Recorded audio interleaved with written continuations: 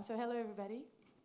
The first time I sat down to write this speech, the first thing I thought about, the first thing I wanted to tell you was the people I've met over the past 2 years in refugee camps and housing centers here in Paris. I wanted to tell you their stories, explain why they came here and why they want to stay.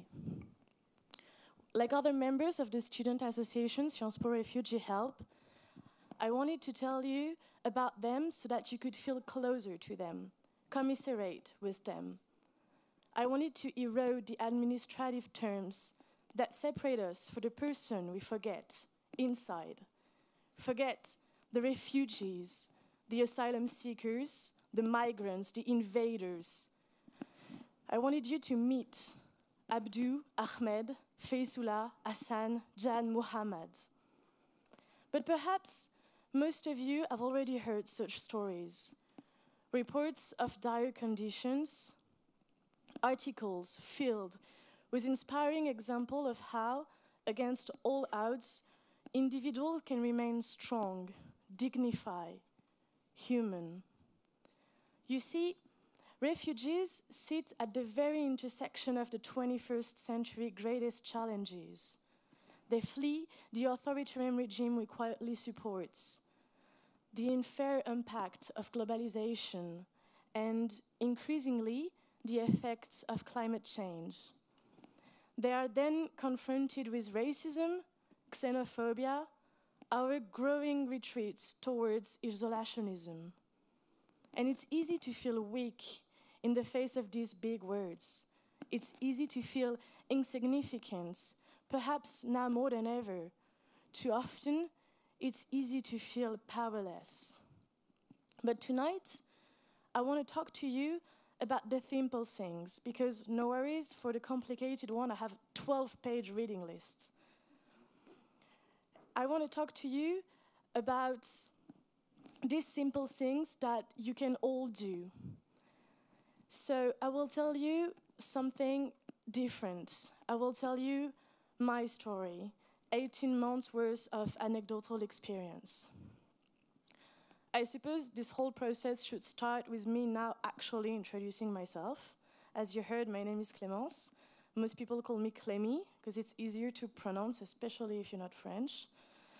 I also go by other names, and in the refugee camps where I volunteered, Jaurès, Jemmapes, Stalingrad, Éole, Flandre, La Chapelle, I was granted all kinds of nicknames.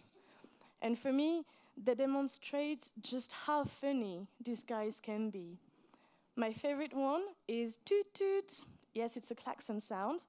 And it was bestowed upon me because it's what I say to fight my way through the camps. As you may have noticed, I am not the tallest person. The first time I went to a refugee camp in Paris, my reaction was in no way original. I was speechless, I was horrified. I could not imagine that in France, the country where I had grown up, and I feel lucky to call home, people could be left with so little.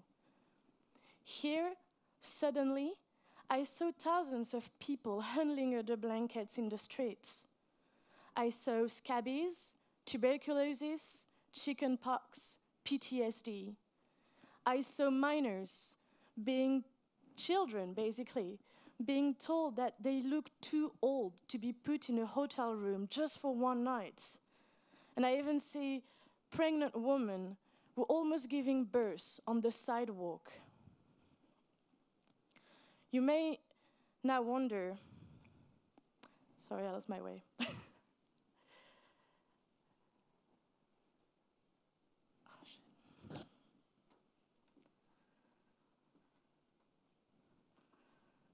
I'm so sorry.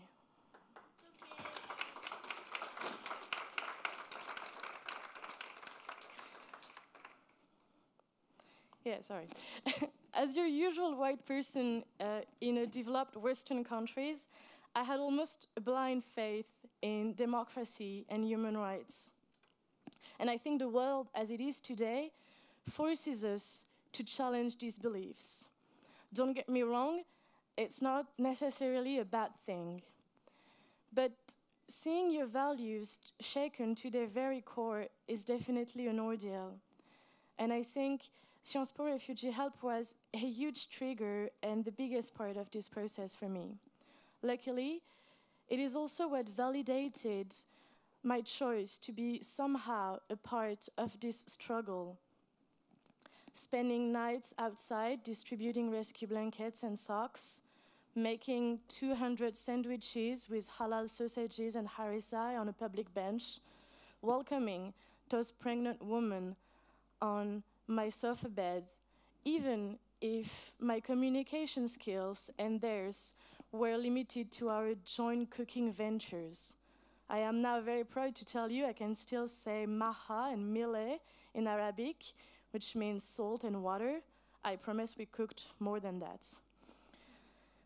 You may now wonder what exactly is this Sciences Po Refugee Help thing she's talking about since the beginning. Well, let me explain. Sciences Po Refugee Help started with a Facebook post on a student group. Someone asked if anyone else had noticed the tents by the Austerlitz Bridge and wanted to bring food or blankets or clothes or whatever people could. As you may imagine, this post went as viral as one can go in a closed student groups. In a matter of hours, we had thousands of comments. In a matter of days, hundreds of posts in a dedicated student group.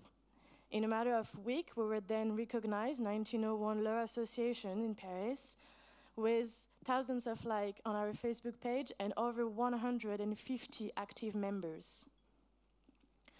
By November, our fundraising campaign had raised over 10,000 euros, allowing us to buy blankets, sleeping bags, tents, sweater, pants, hygiene kits, school supplies. We distributed guide on how to apply for asylum, vocabulary sheets. We performed translation, and we networked with other civilian associations, NGOs, and institutions alike for better cooperation and ground coordination. Sciences Po Refugee Help is now subdivided, is now composed of 5 teams, each subdivided into smaller groups because we're a bit of efficiency creeps. Our material needs team, for example, has a team just to take care of the storage room where we take inventories and sort stuff so that our everyday distribution can be facilitated. We have one team who organizes a fundraising concert each semester, Beats Across Borders, which is next Thursday. So if you haven't taken your ticket yet, please do, it's awesome every time. And also it rakes in thousands of euros, which in Sciences Po Refugee Help language is thousands of metro tickets and hundreds of pair of shoes. In our Asylum Aid branch, teams are responsible for live and long distance translation, legal aid, and evidence gathering on the Dublin system. We have our French lessons team, which are dedicating hours, dozens of hours to teaching, and the volunteers of social activities can tell you all the coolest anecdotes about Paris, and even the rules of a cricket game, which is, believe me, not easy at all. And those are just examples off the top of my head. This, what I've just told you, it's what I like to call the fairy tales of Sciences Po Refugee Help. And yet, like all fairy tales, there are secret struggles. Nothing is always as easy as it sounds. Often, we question ourselves. We made mistakes, big ones. We found ourselves overnight obligated to master judicial procedures, memorize complex asylum processes, become well-versed in an entire body of law. We had to learn on the go power dynamics, not only between different nationalities, but also in-country ethnicities. Most importantly, we had to unlearn our perception of needs. We realized that those things we take for granted in our everyday life were actually what those we were trying to help missed the most. These basic things that are actually a great privilege. The privilege of being angry at the rain because you forgot your umbrella and you have to be outside for 10 minutes instead of all night. The privilege of debating what you will eat and not if you will eat at all. The privilege to complain about how often you have laundry to do instead of if you can do laundry or wear the same clothes for weeks on end. This is something we all know deep down inside, because we live in a world where the misery of others is constantly placed before our eyes, in our Twitter feed, Facebook feed, newspaper, TV channels, trying to make us feel guilty and only generating fatigue. I believe what we miss is that small voice inside who says, yes, you can help. It's actually easy. And tonight, I'd like to be that small voice for you. So let me show you just how easy it can be. Raise your hand if the answer to the following question is yes. Do you have a washing machine? Une machine à laver. Do you have a car? Oh, quite less. Do you have a printer? Do you have a brother, a father, an uncle with spare clothes that he can give or shoes? Do you have capacity to make a photo collage? Do you speak Pashto, Farsi, Dari, Hindi? And if you never raise your hand and the answer to all of the above is no, don't worry, you're not off the hook just yet. Because actually, those are only the extra criteria we're looking for. The truth is, if you only have 2 hours a week, Michelle Obama's home, or just regular pairs of home to carry donation bags, if you only have a smile, and I believe we all have a smile to give, then already you're not weak or insignificant or powerless. And on top of that, you're not alone anymore. Although we are all running around doing different things, did I say there's a lot of running around? There's a lot of running around. SPRH, SciencesPo Refugee Help, is the best diet ever. What we all have in common is that we're doing what we can because we choose that we could. I didn't change the world. None of us did, and none of us will ever likely will, although we still hope. But the first time I gave this talk, it was the day after the first refugee I've ever met, Abdu, just told me he received his refugee status.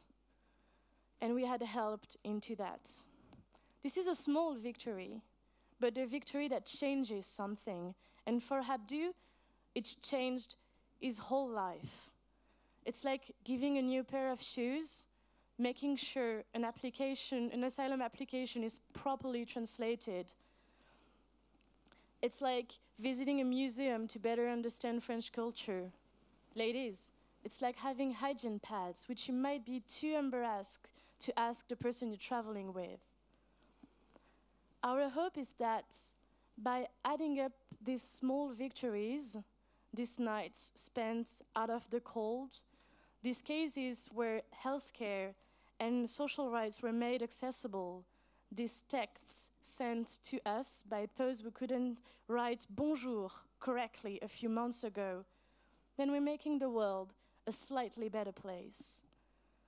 Above all, it's all to show people like you, gathered here tonight, that you can tell yourselves, As small as it may seem, in the grand scheme of things, I can make a difference. You can make a difference for the next Abdu, Ahmed, Faisula, Muhammad, Jan. So let's do it. Thank you very much.